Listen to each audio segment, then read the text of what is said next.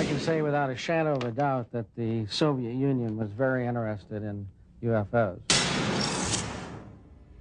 It would not be surprising if saucers had crashed in the Soviet Union.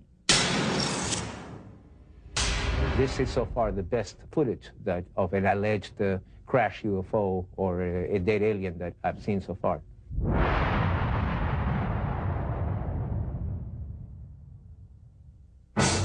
Fact 1.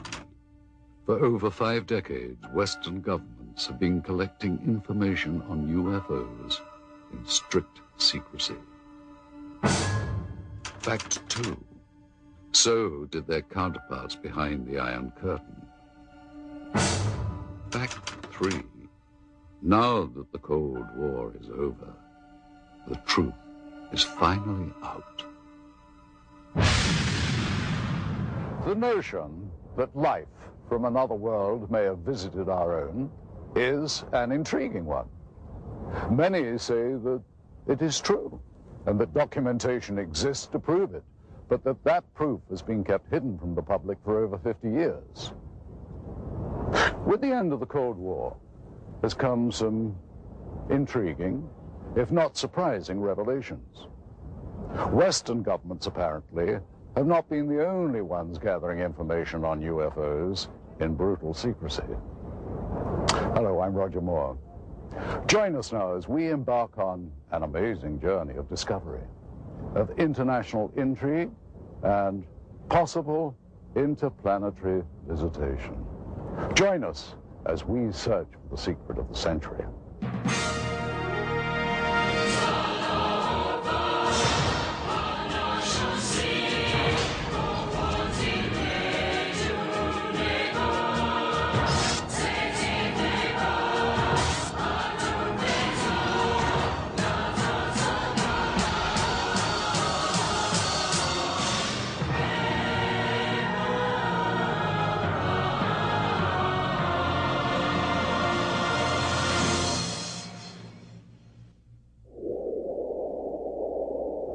The vastness of Russia is overwhelming, even to those accustomed to the wide open spaces of America.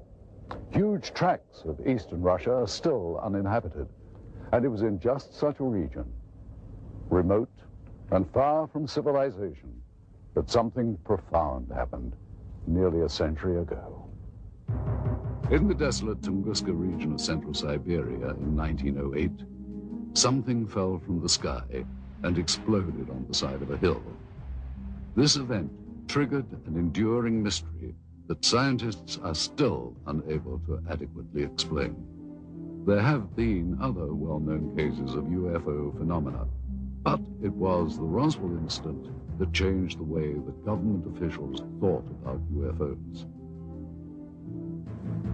Researcher Paul Stonehill has done extensive work chronicling UFO sightings in the former Soviet Union.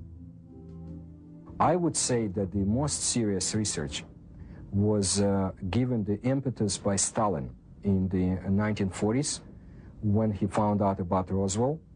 It was then that the KGB and the military separately had initiated studies of UFOs.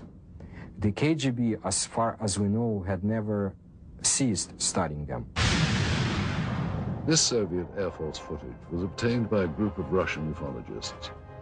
It was declassified by the USSR's Ministry of Defense just before Boris Yeltsin took power. What we are looking at is a view from the cockpit camera of a MiG-23 Flogger, scrambled to intercept 2 unknown targets. What we see now is an apparent merging of the 2 targets. Here is the same shot slowed down.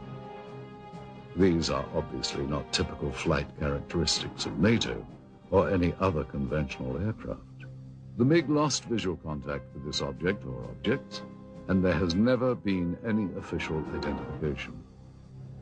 By attending international conferences and exchanging information over the internet, researchers on both sides of the former Iron Curtain have been able to increase the global understanding of anomalous phenomena.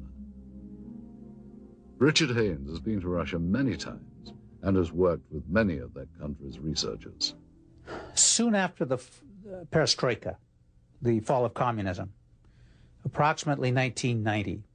I said to myself, I think this is the right time to initiate opening doors with the East, with people on the Eastern Bloc who are sitting on their own piles of data, but we don't know about it. Likewise, we're sitting on piles of data that they don't know about. And so I started corresponding with friends, and we formed this joint USA-CIS Aerial Phenomena Federation. And we're now serving a very positive role, which is information exchange.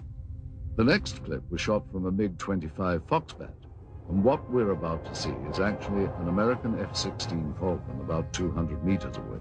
What happens next is that a new object appears from behind the clouds. It was not identified. The new object suddenly descends and disappears into the clouds. Once again, here is the American plane at the same altitude as the MiG. And now here is the object as it appears behind the F-16.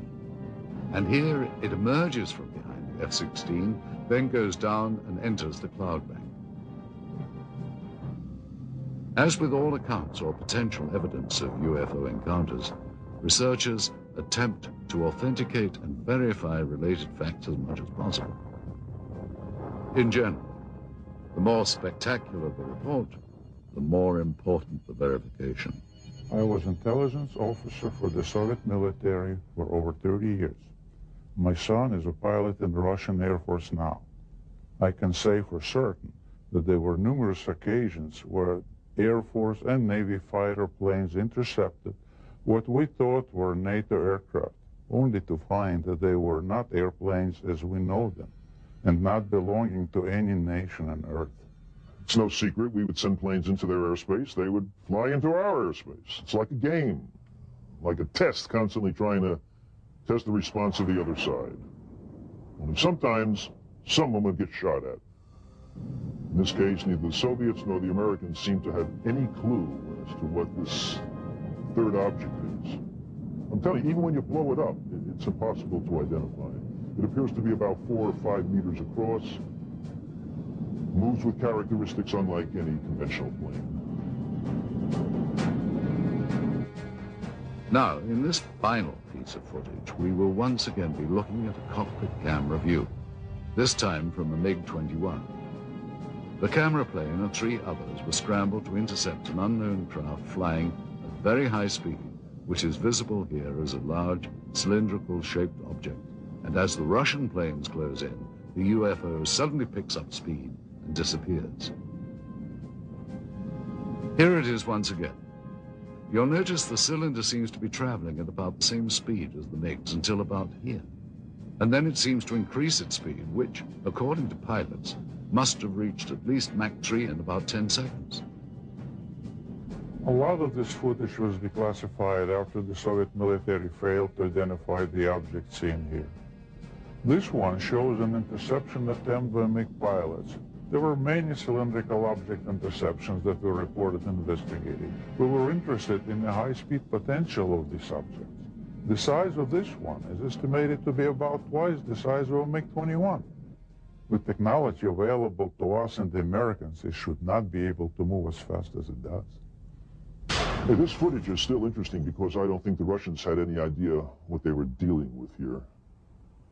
Their fighters were at least as good as ours, and yet here is something that is completely beyond their capability to intercept. The acceleration rate of this thing is impossible for any aircraft that we know of. There was one tragic incident I know of occurring in the early 1970s, in which MiG-21s tried to shoot down an unknown craft flying over Western Russia airspace, which failed to respond to Soviet pilots. The pilots used standard intercept procedure to expel foreign planes out of Soviet airspace. When the craft did not respond, the pilots were ordered to lock on missiles. At that point, both jets were destroyed by some weapon not known to Soviet military. Both pilots perished. There was an effort within the Air Force to make it look as if the fighter planes collided, but investigators I knew personally at the time said it was not collision. They were shot down by something. The NSA intercepted a radio transmission that we were copied on. Apparently, the Russians lost a couple of MiG-21s or 23s. They were trying to intercept something unidentified. All I know is it wasn't one of ours. You know, our department received a number of stories like this involving the Soviet military and UFOs.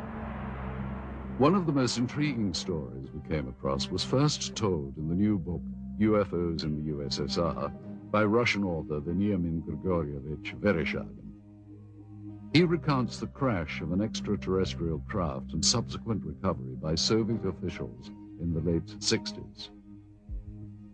Существует свидетельство тому, что осенью 1968 года there is evidence to the fact that in the fall of 1968, there were reportedly a lot of UFO sightings in the area of Sverdlovsk, currently known as Ekaterinburg.